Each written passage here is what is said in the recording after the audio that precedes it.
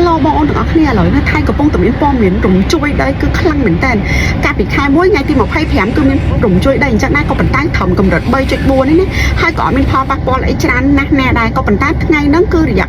ពេលត្រឹមតែប្រហែលនេះធ្វើឲ្យមានការបាក់អាគារសង្កត់មកខាងក្រោមហ្នឹងតែម្ដងព្រោះដោយសារតែការរំជួយដីលើកហ្នឹងដល់7.7អញ្ចឹងណាសម្រាប់បងប្អូនឬក៏បងអូនទាំងអស់គ្នាដែលគាត់ទៅដើរលេងឬក៏គាត់ទៅធ្វើការមើលជំងឺនៅប្រទេសថៃសូមមេត្តាប្រុងប្រយ័ត្ននឹងតាមដានព័ត៌មានទាំងអស់គ្នាឲ្យបាន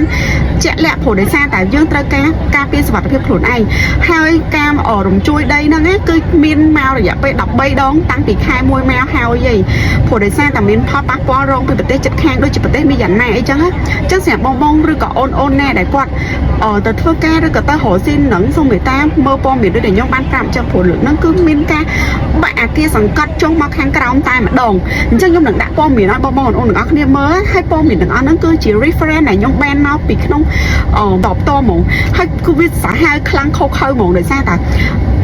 លើកនេះគឺមានការរងផលប៉ះពាល់ជាច្រើនវាជាគ្រោះធម្មជាតិអញ្ចឹងណាអញ្ចឹងសម្រាប់បងឬក៏អូនគឺ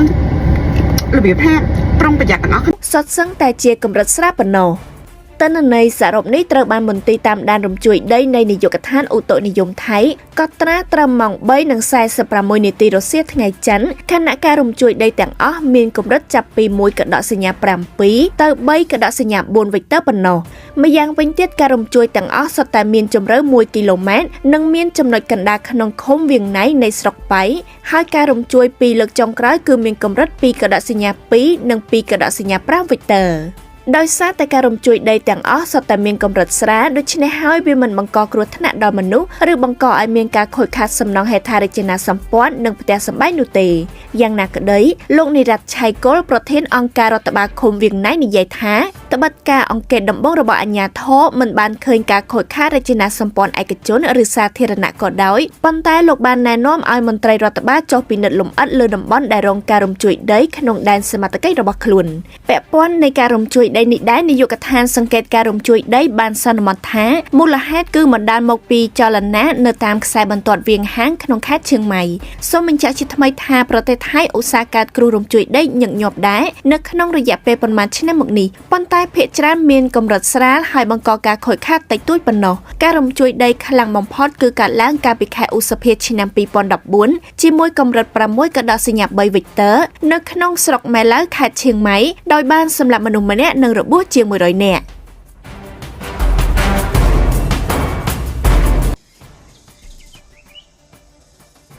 គិតចាប់ពីរាត្រីថ្ងៃអាទិត្យទី19ដល់ព្រឹកថ្ងៃច័ន្ទទី20ខែមករាឆ្នាំ2025ខេត្តមេហុងសាននៃប្រទេសថៃបានកើតមានការរំជួយដីចំនួន13លើកប៉ុន្តែមកដល់ពេលរសៀលខេត្តនេះក៏កើតមានការរំជួយដី2លើកផ្ទួនទៀតដែលសរុបទៅមាន15លើកប៉ុន្តែទោះបីជាយ៉ាងណាក្តីការរំជួយដីទាំងនោះសុទ្ធសឹងតែជាកម្រិតស្រាប់ប៉ុណ្ណោះទិន្នន័យសរុបនេះត្រូវបានមន្ទីរតាមដានរំជួយដីនៃនាយកដ្ឋានឧតុនិយមថៃកត់ត្រាត្រឹមម៉ោង3:46នាទីរសៀលថ្ងៃច័ន្ទខណៈការរំជួយដីទាំងអស់មានកម្រិតចាប់ពី1កដកសញ្ញា7ទៅ3កដកសញ្ញា4វិកតើប៉ុណ្ណោះម្យ៉ាងវិញទៀតការរំជួយទាំងអស់សុទ្ធតែមានជម្រៅ1គីឡូម៉ែត្រនិងមានចំណុចកណ្ដាលក្នុងឃុំវៀងណៃនៃស្រុកប៉ៃហើយការរំជួយ2លើកចុងក្រោយគឺមានកម្រិត2កដកសញ្ញា2និង2កដកសញ្ញា5វិកតើ